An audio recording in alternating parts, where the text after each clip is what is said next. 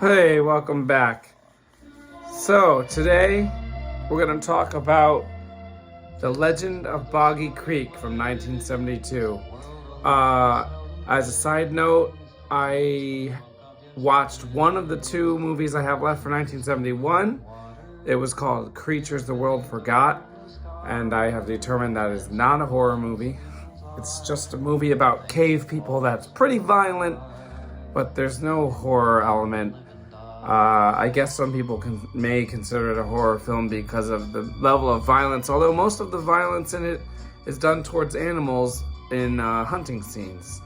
So anyway, moving on from that, The Legend of Boggy Creek is a pretty interesting film. It's actually more of a documentary than anything else, but it's a documentary about the people from Fouke, Arkansas, and there were sightings of a creature in Fouke, Arkansas.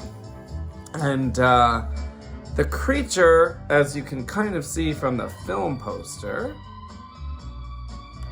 kind of looks like a man-beast. Basically, it's Bigfoot. Okay, they call it the Fouke monster because that's the name of the town. And the people there really believe they saw it, and many of those people are actually interviewed for the film. The scenes are stories of real people reenacted, just like you would see on a modern day documentary. And it's all kind of tied together by a narrator who is saying to be a child who also saw it. I think that part might be fake. It was directed by Charles Pierce, also produced by Charles Pierce. He pretty much did everything. You can hear him singing in the background. He did the song. I think there were a couple of songs in the film that he sang. He did pretty much everything for this movie, put it all together.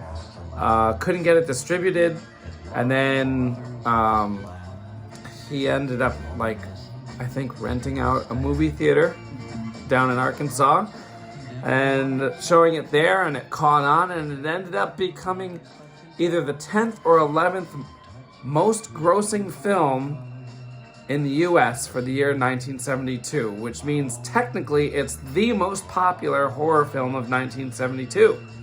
Although Last House on the Left came out in 1972, so actually I think that is the most popular film from 1972, but this one made more money the year it came out.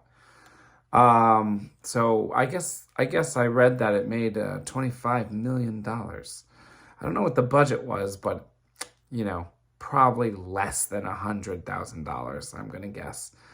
The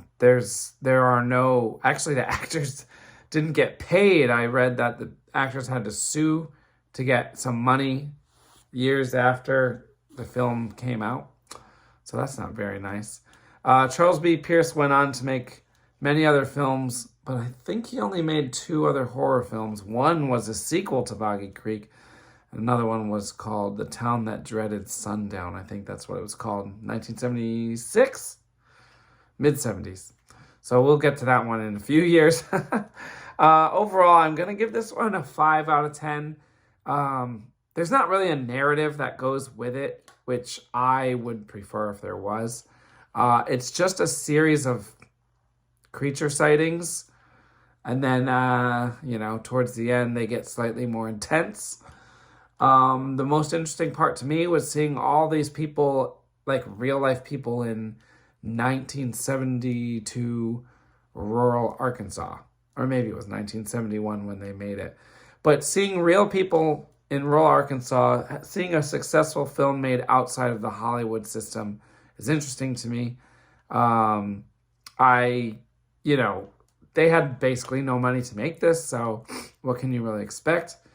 It would have been nice if there were some cool, creature attacks with some special effects, but the only special effect you really get is someone's in this creature suit.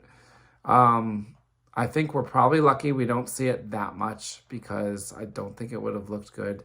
There's a brief a brief glimpse of the face of the thing, and they did not get a good-looking face. The body looks pretty good, and it's got a lot of hair, like long hair covering its face, so you can't really see the face most of the time. There's like a 1 second moment towards the end where you see the thing's face, and it looks very fake. But I will say also, the cinematography was pretty good. There's a lot of cool nature shots. If I didn't know better, I would think that this is some kind of National Geographic type cinematographer. Although it is shaky at times. The camera is shaky, but they get a lot of good shots. And like when the people shoot at the thing, they get these shots of the shells falling down onto the floor. And I don't know, there's some good shots. It was nice to watch, but it wasn't exciting. You know what I mean? So anyway, that's it for The Legend of Boggy Creek. I did do this one out of order. I'm still waiting to get my hands on the rest of the sequels for 1972. And also, I've actually had this movie and have been waiting to watch it for like probably nearly a year. So I decided I already have it, so I'm just going to watch it while I'm waiting for those other ones to come through. So hopefully get those other sequels soon, but otherwise we're going to keep on trucking with 72.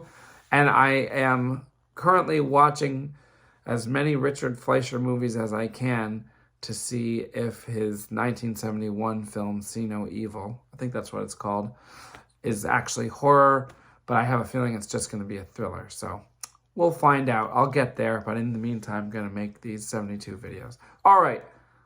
Like and subscribe if you got to the end. And we'll see you next time. See ya.